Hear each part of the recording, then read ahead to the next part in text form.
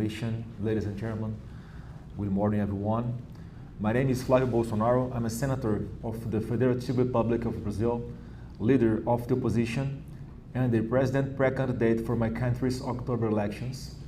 Last month, I met with President Trump, Vice President Disse, and Secretary Rubio to urge the United States not to impose tariffs on Brazilian companies.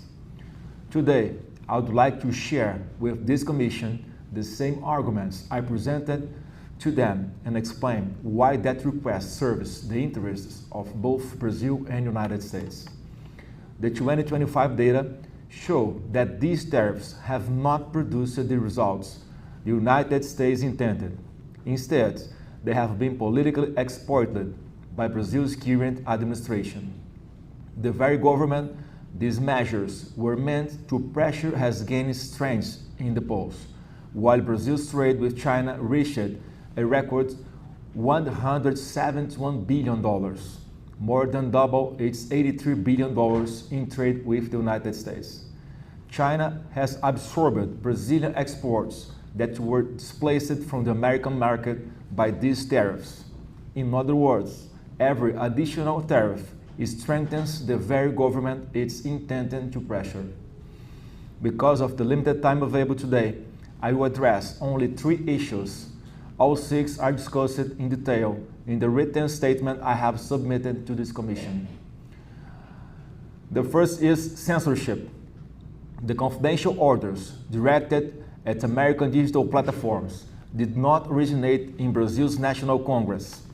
They were issued by a justice of Brazil's Supreme Federal Court and by President Lula's administration, based on executive decrees and judicial rulings rather than legislation duly enacted by Parliament. A 25% tariff penalized the entire Brazilian people, except the very authorities responsible for those decisions. The second issue is corruption. Corruption is one of the greatest scourges facing the Brazilian people. There is no disagreement on that, but corruption has identifiable perpetrators.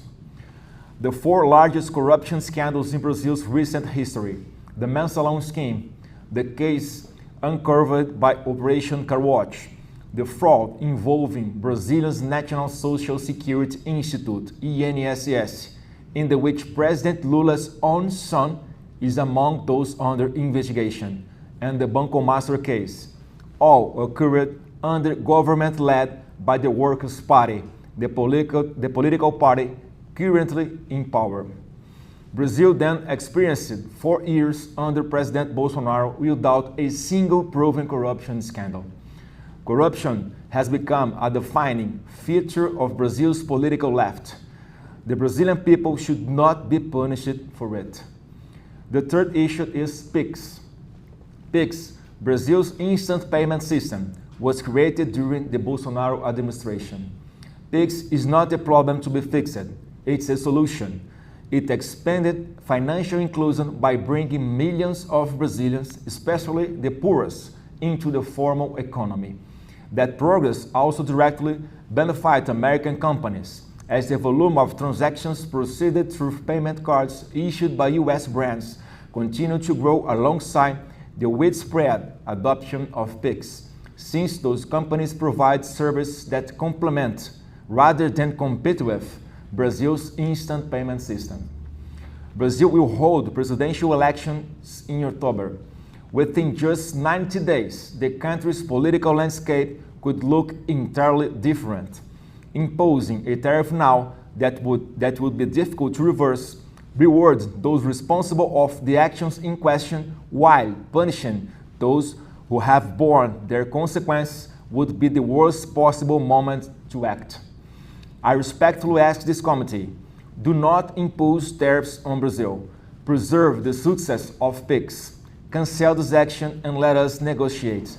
God bless you. God bless Brazil. Thank you very much.